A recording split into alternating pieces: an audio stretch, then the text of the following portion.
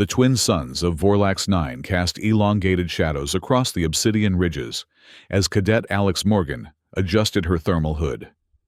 Even with advanced cooling technology, the scorched air seared her lungs, 97 degrees Celsius in the shade, and she'd chosen to venture into the open desert during peak heat. Her classmates called it suicidal.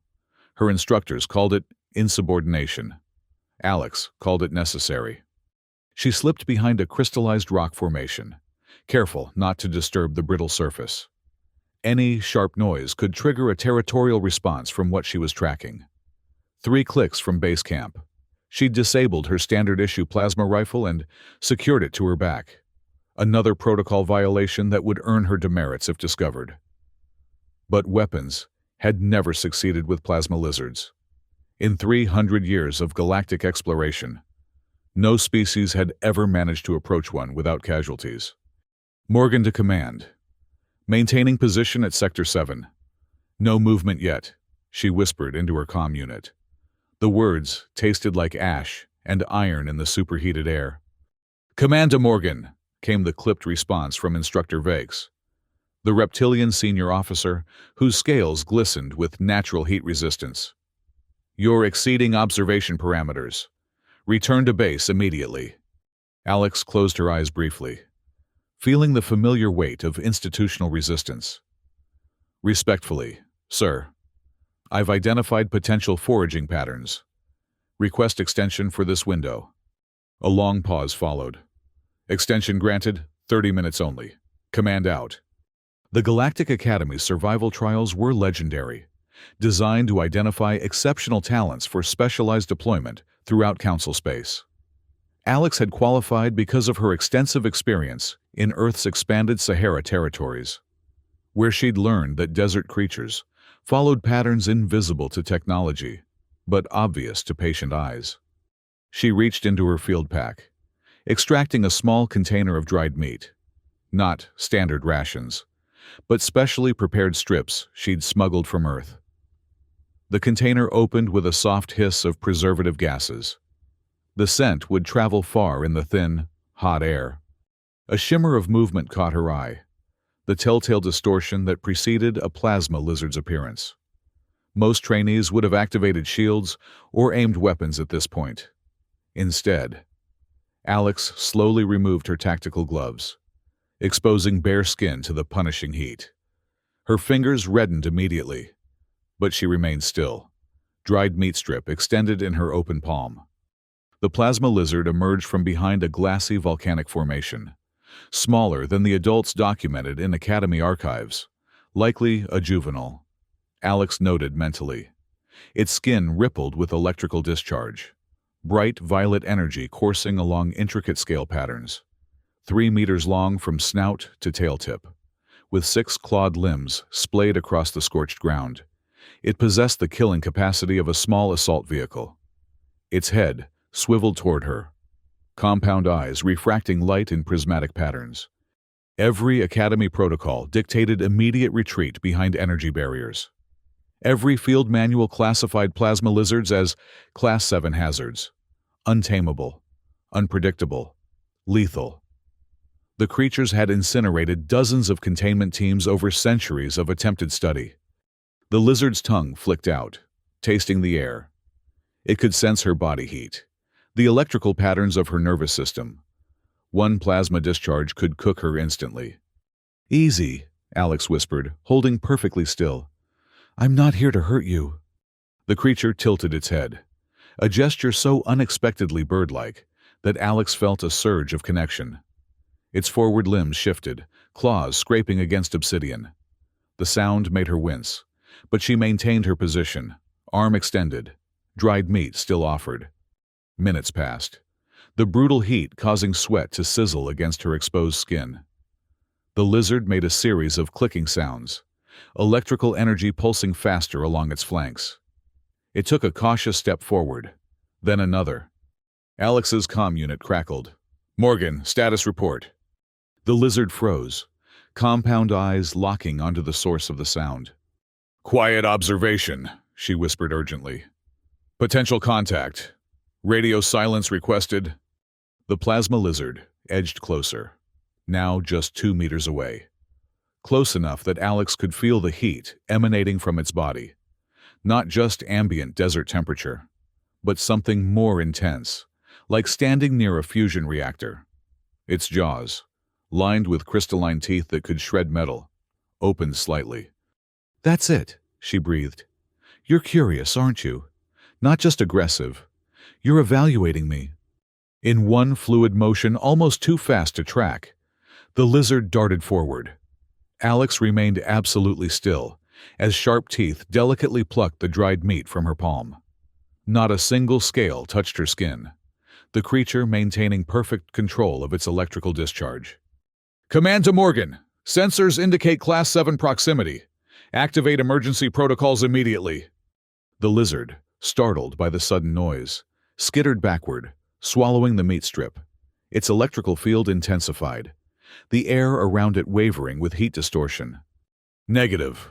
Command," Alex responded, slowly returning her hand to her side. "Contact achieved.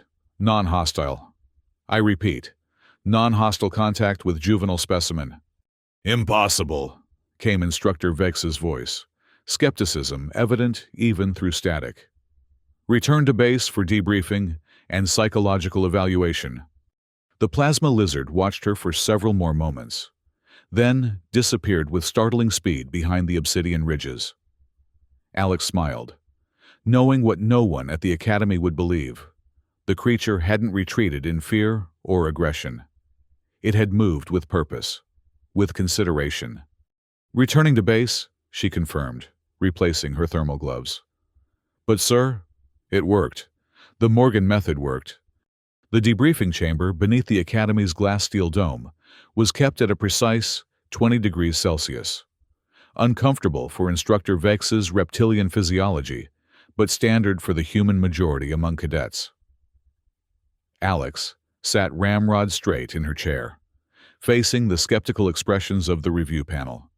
"Cadet Morgan," began Commander Cross, a gray-haired veteran whose numerous augmentations betrayed a lifetime of harsh planetary deployments. "You violated no fewer than 17 safety protocols, disabled standard equipment, and deliberately placed yourself in proximity to a Class 7 hazard fauna without authorization." "Yes, sir," Alex acknowledged. "Furthermore," continued Dr. Hilron, the multi-limbed xenobiologist whose translucent skin revealed constantly shifting internal organs, "you claim to have achieved non-aggressive contact with a plasma lizard through feeding it by hand." The scientist's voice contained undisguised incredulity. "I did achieve contact, Doctor. The creature took food directly from my bare hand without aggression." Instructor Vex leaned forward, vertical pupils narrowing to slits.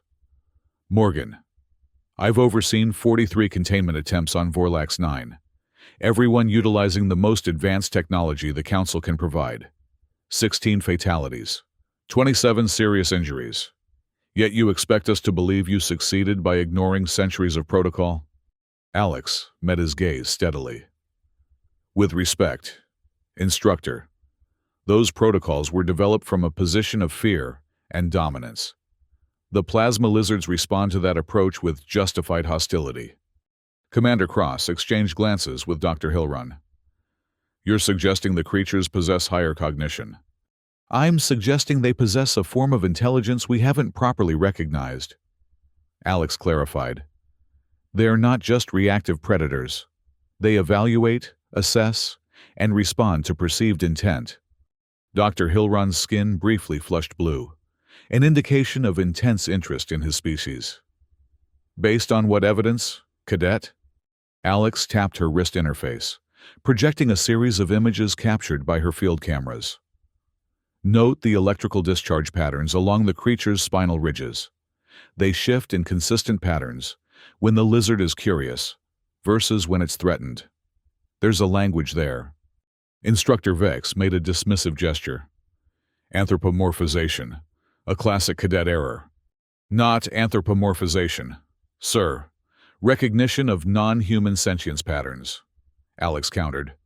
"The Syrian containment team approaches with electrical nets and force fields. The lizards interpret that as aggression and respond in kind. Commander Cross studied the projected images with narrowed eyes. You're operating on assumption. Cadet. One anomalous encounter doesn't overturn centuries of documentation.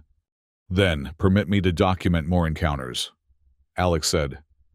Let me demonstrate the method under controlled observation. The room fell silent. Finally, Dr. Hilron spoke, inner organs pulsing with excitement visible through his translucent tissue.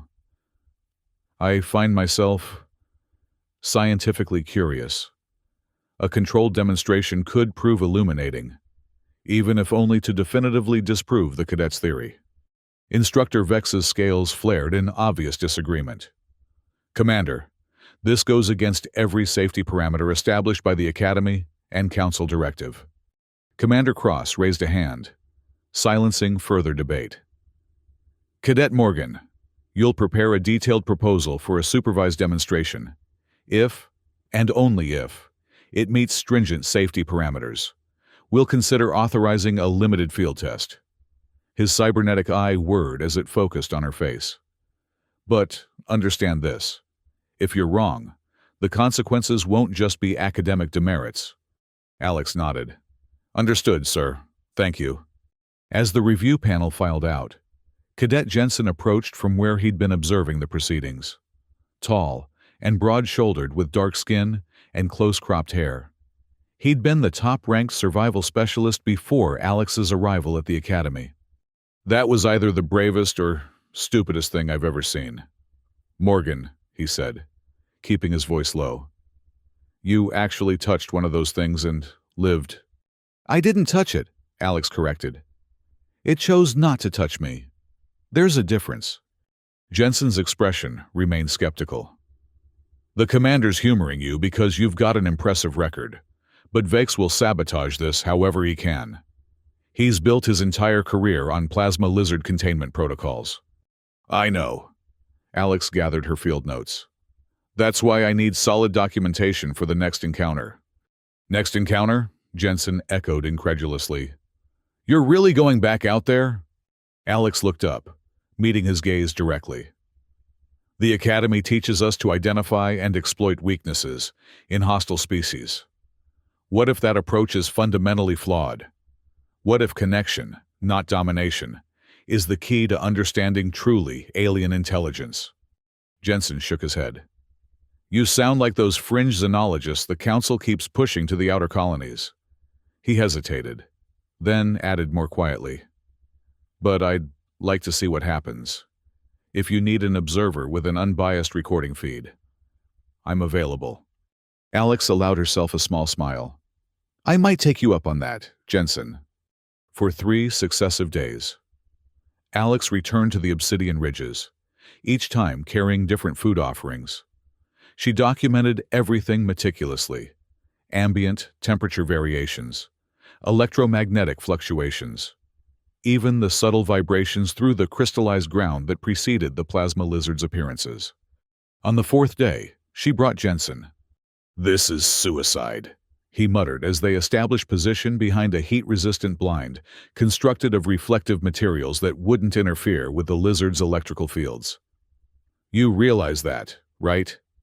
You didn't have to come, Alex reminded him, checking her monitoring equipment. All passive sensors.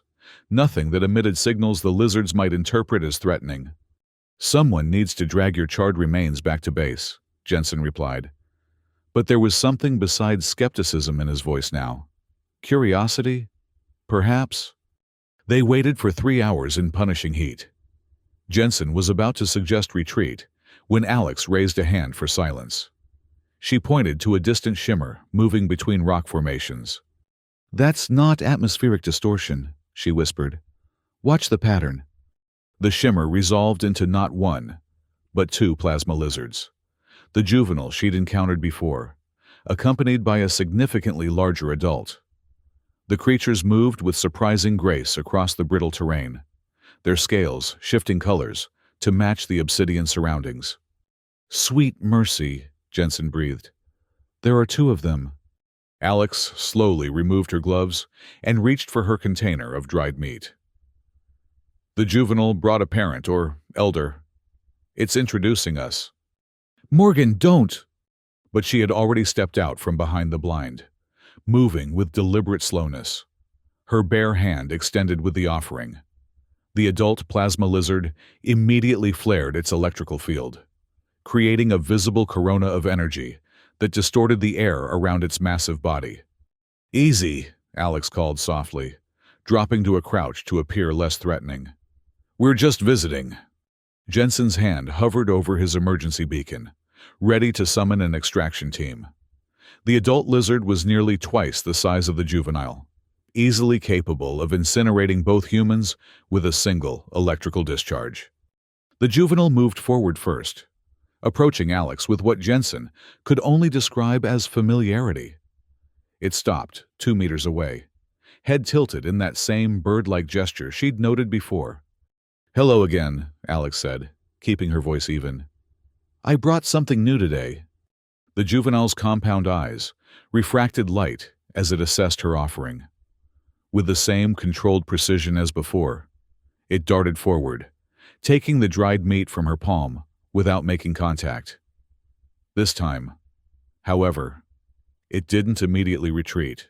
Instead, it remained near her, electrical field humming at a lower intensity that created a gentle warmth rather than threatening heat. The adult watched this exchange, electrical discharges pulsing along its spine in complex patterns. After several minutes, it advanced slowly toward Alex. Morgan, Jensen warned. The big one's coming. Don't move, she replied calmly. It's evaluating our intentions. The adult plasma lizard circled them once, compound eyes shifting between the two humans. It stopped directly in front of Alex, towering over her crouched form. Its head lowered until it was level with hers, close enough that she could see individual facets in its compound eyes, each reflecting a slightly different version of her face. Alex slowly extended her empty hand, palm up. Morgan, what are you doing? Jensen hissed. Establishing trust, she answered, never breaking eye contact with the massive creature. The adult plasma lizard extended its tongue, tasting the air centimeters from Alex's fingers. The electrical field around its body intensified briefly, then settled into a steady, almost rhythmic pulse. After what seemed an eternity, it backed away, making a series of clicking sounds to the juvenile. Both creatures then retreated behind the obsidian ridges, disappearing as suddenly as they had appeared. Jensen released a breath he hadn't realized he was holding. I don't have words for what that was. Alex stood slowly, replacing her gloves. That was communication and confirmation. She turned to him, eyes bright with vindication. We need to report this to command. All of it. They'll never believe it without evidence, Jensen said, gesturing to his recording equipment.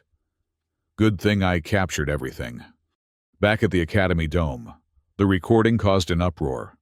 Dr. Hilron requested immediate permission to establish a research outpost near the encounter site. Commander Cross ordered a review of all plasma lizard containment protocols, and Instructor Vex demanded Alex be removed from the field trial entirely. This is reckless endangerment of Academy resources, the reptilian instructor argued during an emergency meeting of senior staff. Morgan got lucky twice. Luck is not methodology.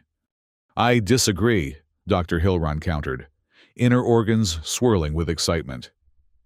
Cadet Morgan has demonstrated consistent results with an approach no one has attempted in 3 centuries of documentation. That suggests not luck, but insight. Commander Cross remained skeptical, but intrigued. What troubles me is the implication. If plasma lizards possess the intelligence Morgan suggests, then our classification and containment approaches to other species may be fundamentally flawed. Exactly, Alex interjected, earning a sharp look for speaking out of turn.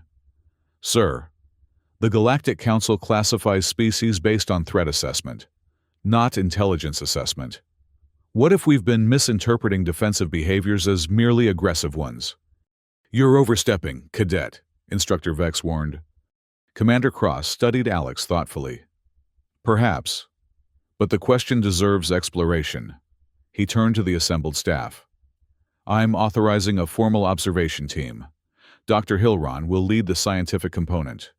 Instructor Vex will oversee security protocols. He fixed his gaze on Alex.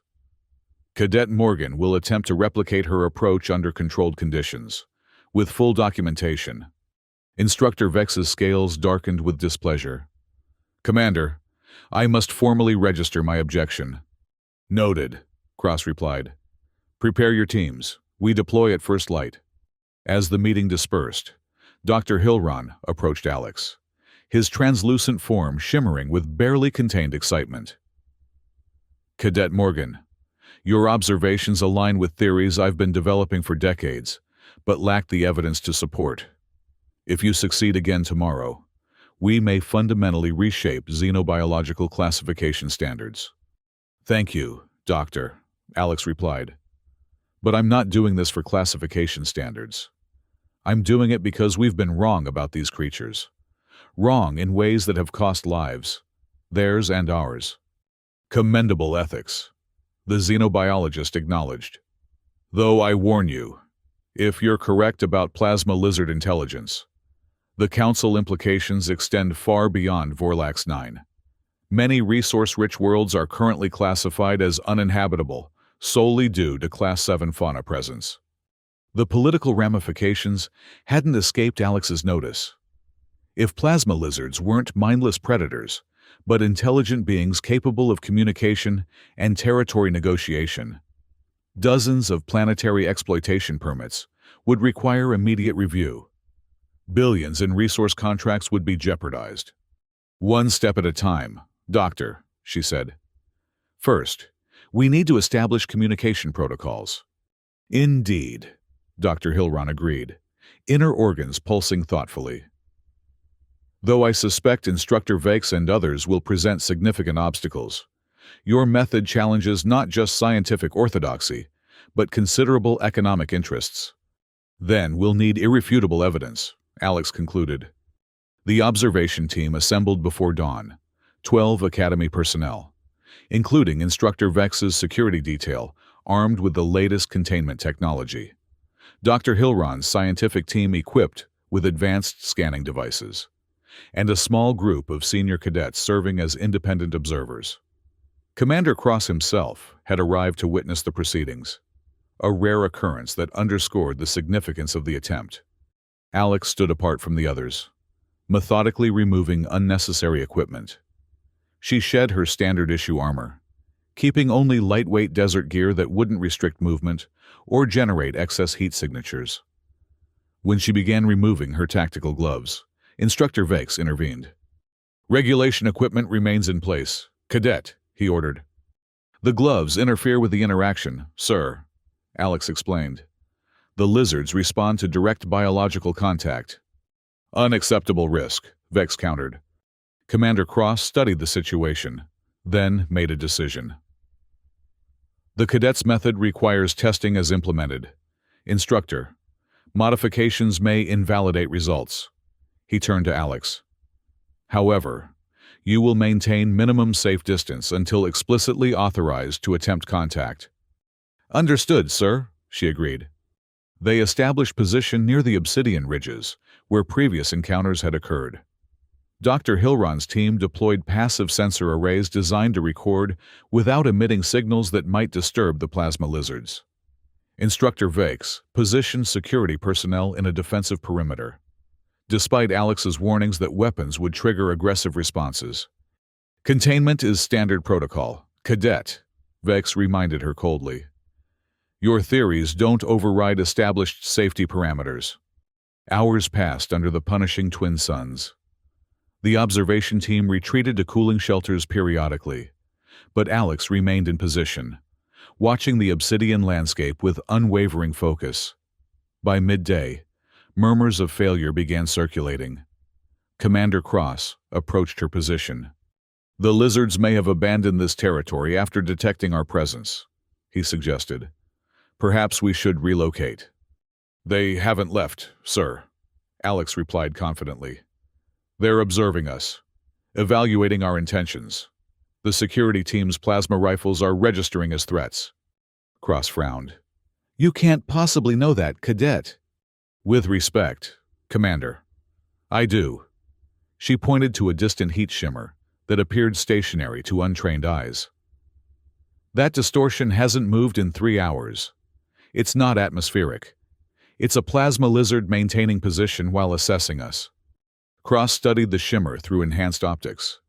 I see the anomaly, but your interpretation is speculation. Then let me prove it, Alex said. Order the security team to power down their weapons and retreat to minimum safe distance. If I'm wrong, nothing changes. If I'm right, the lizards will approach once they no longer perceive a threat. The commander considered this, weighing decades of protocol against the possibility of breakthrough. You're staking your career on this theory, Morgan. Yes, sir, and potentially more. After a moment's deliberation, Cross activated his comm unit. Security team, power down all offensive systems and withdraw to secondary perimeter. Maintain emergency readiness only. Instructor Vex's objection came immediately. Commander, this violates every containment doctrine we've established. This is a direct order, Instructor, Cross replied firmly. Comply. Reluctantly, the security team powered down their weapons and withdrew. Dr. Hilron's scientists remained at their stations, monitoring equipment calibrated to record even the slightest environmental changes. Alex removed her remaining gear until she wore only lightweight desert clothing. She produced her container of dried meat and moved forward slowly into the open ground between observation blinds and the obsidian ridges. The entire team watched in tense silence as she assumed a crouched position, bare hand extended with the offering. Now we wait, she said softly, knowing the observation team's audio pickups would capture her words. 20 minutes passed, then 30. Some of the observers began shifting restlessly, but Alex remained perfectly still, her focus unwavering. Just as Commander Cross was about to call a halt to the experiment, Jensen spotted movement. Contact imminent, he reported, voice tight with anticipation. Multiple signatures approaching from northeastern quadrant. Dr. Hilron's scanners confirmed. 3 distinct electrical fields detected, significantly larger than previously documented specimens.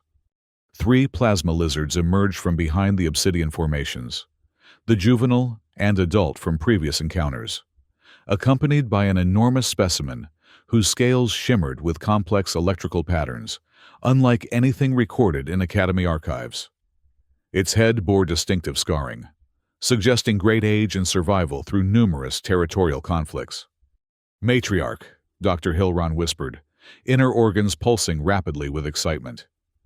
We're observing a family unit with dominant elder. The security team tensed, hands hovering near powered-down weapons. Instructor Vex's scales darkened with alarm.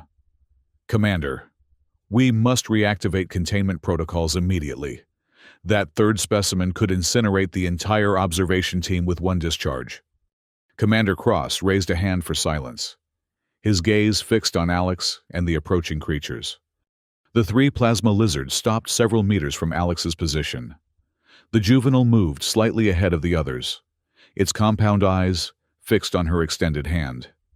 With now familiar precision, it darted forward, taking the dried meat offering without making contact with her skin. But instead of retreating, it remained nearby, electrical field humming at the lower intensity Alex had documented as indicative of non-aggressive interaction. The adult lizard approached next, circling Alex once before stopping directly in front of her. To the astonishment of the observation team, it lowered its head to her eye level in what appeared to be deliberate mimicry of her posture. Remarkable, Dr. Hilron breathed, his scientific detachment momentarily forgotten. It's mirroring human behavior. The massive matriarch remained slightly apart, electrical discharges pulsing along its scarred body in complex patterns that the scientific instruments struggled to fully record. Its compound eyes shifted between Alex and the observation blinds, clearly aware of the humans concealed there. Alex slowly reached into her container and extracted another piece of dried meat. With careful movements, she extended her offering toward the adult lizard.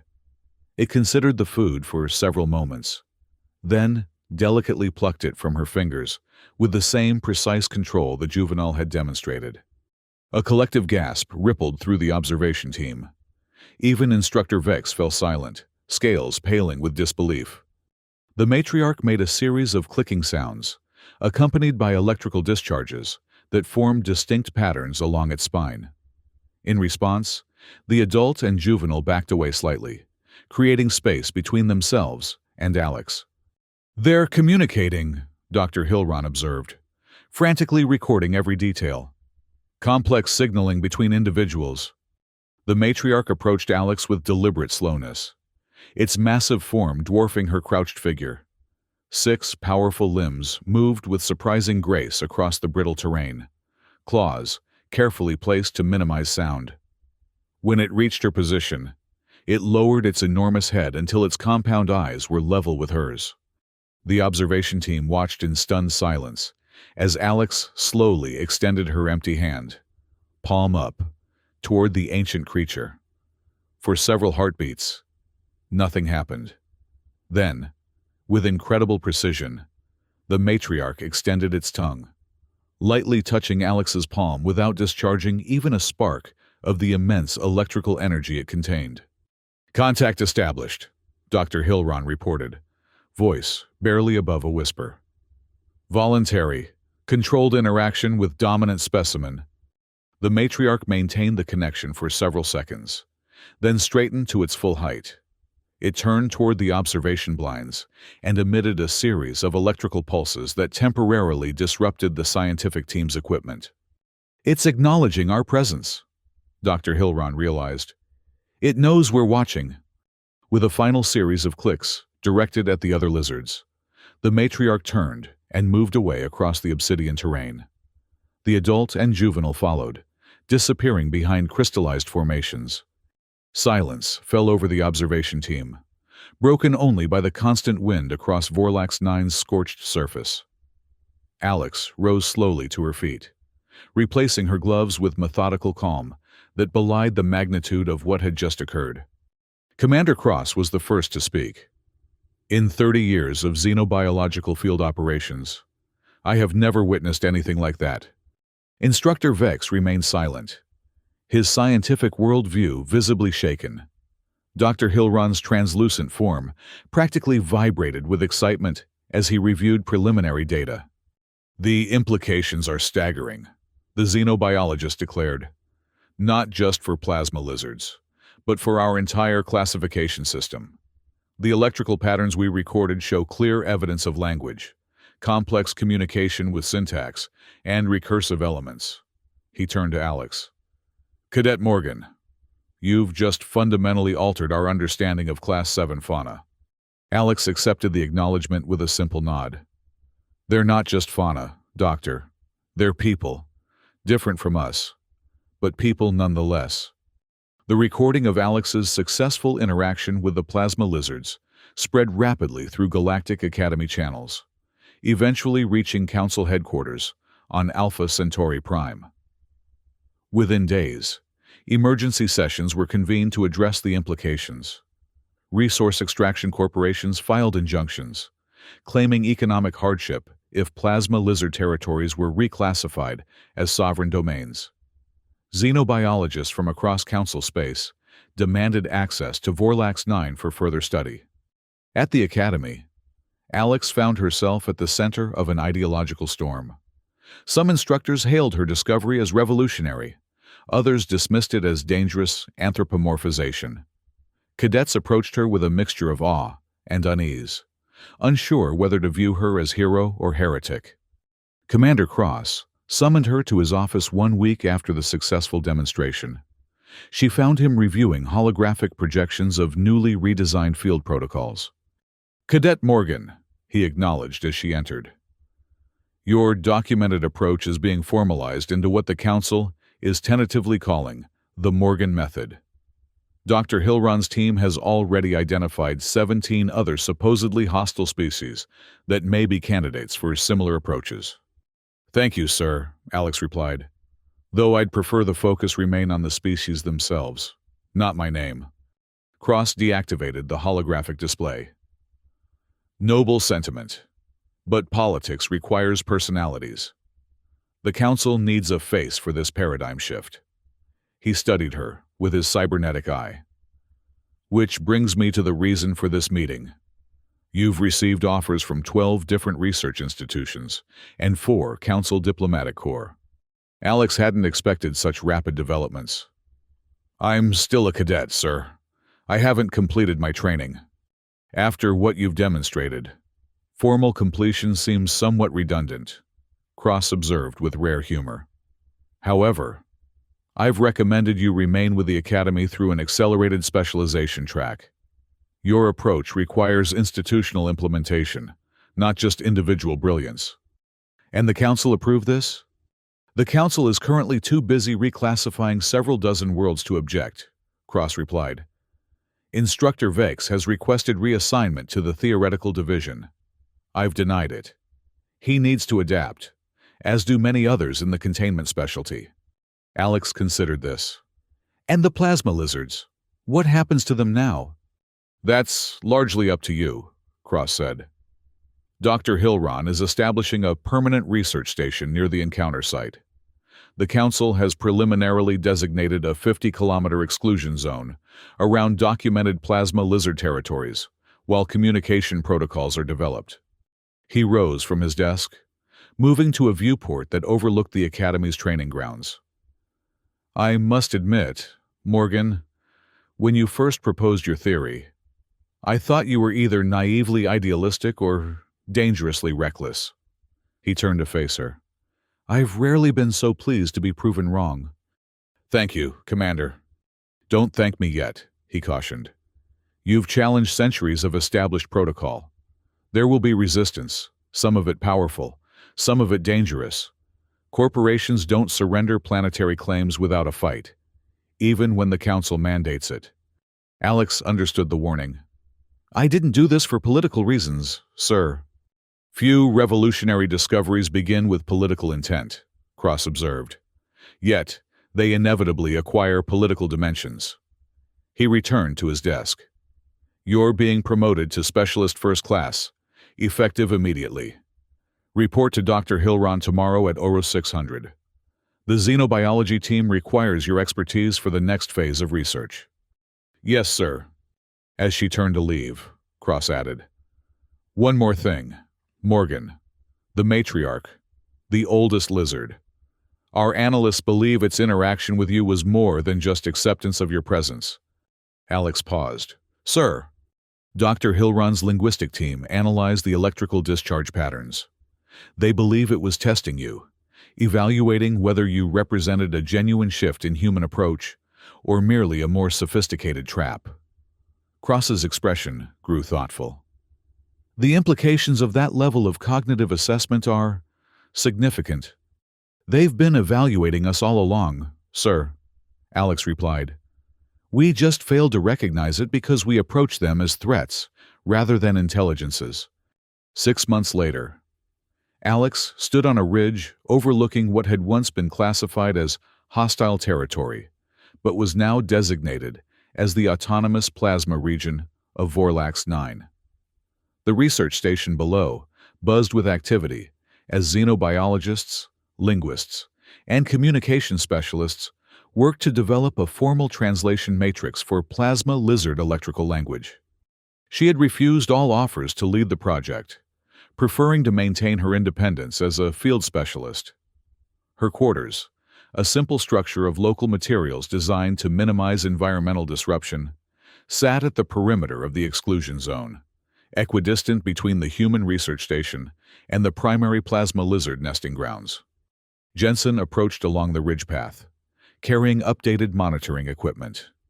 He had transferred from combat specialization to xenobiological field support, one of many Academy personnel whose career trajectories had shifted following the plasma lizard breakthrough. The Council representatives are arriving tomorrow, he informed her. Dr. Hilron wants you present for the official sovereignty recognition ceremony. Alex sighed. More ceremonies. It's historic, Jensen reminded her. First official recognition of non-humanoid intelligence rights since the cephalopod accords. He set down the equipment. Also, your presence might keep the corporate observers from pushing too hard on managed resource-sharing proposals. They're still trying that approach? Alex asked. Though she wasn't surprised. Mineral deposits beneath plasma lizard territories were worth trillions in council currency. Of course, just with more diplomatic language now. Jensen began calibrating the new monitoring array. Extraction companies have hired their own communication specialists to argue that plasma lizards don't actually need all the territory they claim. Alex turned her attention to the obsidian plain below, where several plasma lizards were visible, moving between crystallized formations. The matriarch, now identified as the community's lead intelligence, had established regular communication exchanges with the research team. Preliminary translation protocols had confirmed what Alex had suspected. The creatures possessed a complex culture, with historical records stored in electrical field patterns, passed from generation to generation. The lizards understand exactly what's happening, she said. They've survived corporate interests before. That's why they developed electrical defense mechanisms in the first place, to protect their territories from exploitation. Jensen finished his calibrations. The new array should provide clearer readings of the subharmonic fields. Dr. Hilron believes those contain the deeper cultural information, something like their historical archives. Good, Alex said. The more we understand them, the harder it becomes to dismiss them. A shimmer of movement caught her attention, the distinctive electrical field of the juvenile she'd first encountered. Now noticeably larger. It had taken to visiting her outpost regularly, sometimes bringing unusual crystallized formations that the research team believed represented communication tokens. Your friend is coming, Jensen observed, gathering his equipment. I'll head back to base. Dr. Hilron wants those calibrations before sundown. As Jensen departed, Alex made her way down to a flat area near her outpost. The juvenile plasma lizard approached with familiar ease, electrical field humming at the frequency she now recognized as greeting. It carried something in its forward limbs. A small obsidian formation shot through with veins of conductive metal. Hello, friend, Alex said, crouching to receive the offering. What have you brought today? The lizard deposited the formation at her feet, then backed away slightly, compound eyes fixed on her face. Alex had learned to read basic intentions through electrical patterns and body positioning. This wasn't just a gift. It was an invitation. After ensuring her emergency beacon was active, a concession to Academy safety protocols she'd agreed to maintain, Alex followed the juvenile away from her outpost toward a section of terrain she hadn't yet explored. They traveled for nearly an hour, moving deeper into plasma lizard territory than any human had been permitted before. The juvenile led her to what appeared at first to be a natural canyon, formed by parallel obsidian ridges. As they descended, however, Alex realized the formation wasn't natural at all. The walls had been deliberately shaped, conductive elements arranged in patterns that created sustained electrical fields when activated by the lizard's discharges. At the canyon's end stood the matriarch, alongside a dozen other plasma lizards of varying ages. They formed a semicircle around what Alex recognized as the community's central gathering place, a depression in the crystallized ground where electrical currents could flow between individuals in complex shared patterns. The matriarch acknowledged Alex's presence with a familiar electrical pulse, then indicated she should approach. The other lizards moved aside, creating a path to the center of the gathering. This was unprecedented access, beyond anything the research team had been granted.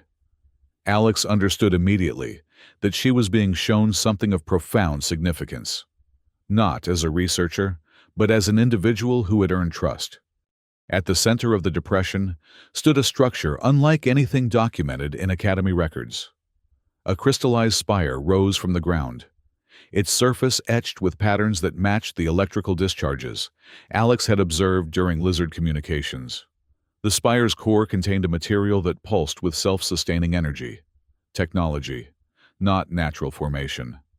The matriarch approached, electrical field modulating in what Alex had learned to interpret as formal address. Through patterns she'd studied for months, the ancient creature conveyed a message. This was their history vault, recording events since their species first achieved electrical communication. And they were granting her, specifically her, not humanity generally, access to its contents. Alex understood the profound trust this represented.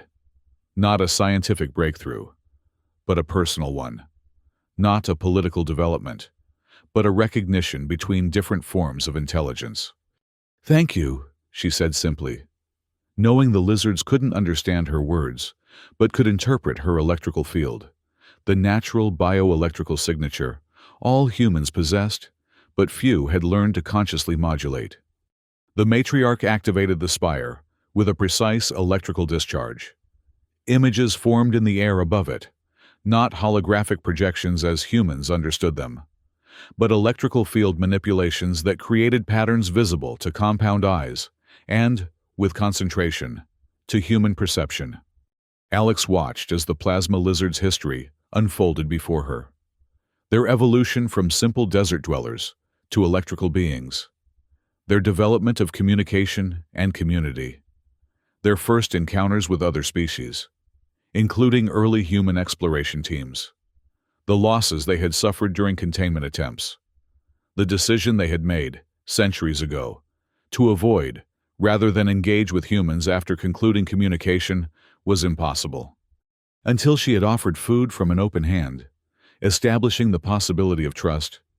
The presentation lasted hours, leaving Alex with a profound understanding no research team could have achieved through observation alone. When it concluded, the matriarch approached her once more, extending a limb toward her in deliberate mimicry of human greeting. Alex extended her bare hand in return. The ancient creature placed one claw gently against her palm, the first deliberate physical contact between their species, controlled so perfectly that not even a spark of electrical energy transferred. A message, clearer than any translation matrix could convey, different but equal. 2 years later, the autonomous plasma region of Vorlax 9 had become a model for interspecies relations throughout Council space. 17 other previously classified hostile species had been successfully approached using variations of the Morgan method, resulting in diplomatic relations rather than containment protocols. Resource corporations had reluctantly established negotiated agreements with non-humanoid intelligences, creating precedents that transformed galactic economic models. Alex had declined all offers of Academy advancement or council positions, preferring to maintain her small outpost at the boundary between human and plasma lizard territories. She had become something unique, neither diplomat nor researcher, but a bridge between intelligences, trusted by both sides precisely because she belonged fully to neither. Dr. Hilron visited periodically, bringing updates on the expanding communication protocols and translation matrices being developed. The xenobiologist's work had revolutionized council classification systems, establishing intelligence assessment as equal to threat assessment in species documentation. "They're discussing you at headquarters again," Hilron informed her during one such visit. His translucent form settled comfortably in the shade of her outpost. "The Council wants to formalize your position with an official title and mandate." Alex continued adjusting her monitoring equipment, which now served primarily to alert her to approaching visitors, rather than to study the lizards. "I've declined formal positions before, Doctor. My effectiveness depends on independence." "So I reminded them," Hilron replied, inner organs pulsing with amusement. "Though they're persistent.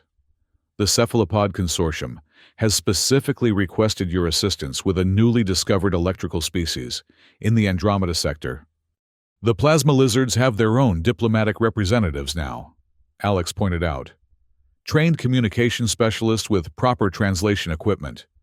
Yes, but those specialists maintain professional distance. You've achieved something different. Hilron gestured toward the open desert, where several plasma lizards could be seen moving freely near the outpost. You've become part of their community while remaining human. That balance is what makes your approach unique. Alex considered this.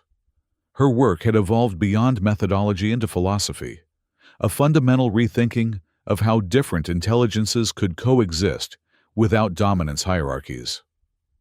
The Academy now taught contact protocols based on empathetic recognition rather than containment, producing a new generation of specialists who approached alien intelligence with respect rather than fear. Perhaps in time, she conceded. For now, my work here continues. As Hilron departed, Alex moved to the edge of her outpost's perimeter. The juvenile plasma lizard, now nearly adult size, approached with familiar ease. It had become her regular companion, learning human behaviors as she learned lizard electrical patterns. Neither fully translator, nor merely friend, but something between, a shared journey across boundaries of biology and perception. The creature made the clicking sound she'd come to recognize as a greeting. Electrical field, modulating in patterns that conveyed more complex meaning. Contentment, recognition, invitation. Alex removed her gloves, exposing bare skin to Vorlax 9's punishing heat. The lizard extended its tongue, lightly touching her palm, in the greeting gesture that had become their ritual.